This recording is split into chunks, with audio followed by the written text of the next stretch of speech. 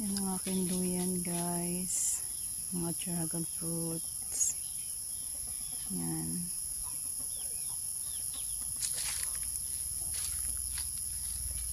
Marami pong rambutan doon sa kabilang bakod. Hindi pa nila hina-harvest. Yung rambutan yan. Yung sa kabilang bakod. Pula na pero pati hindi pa nila hina-harvest, guys.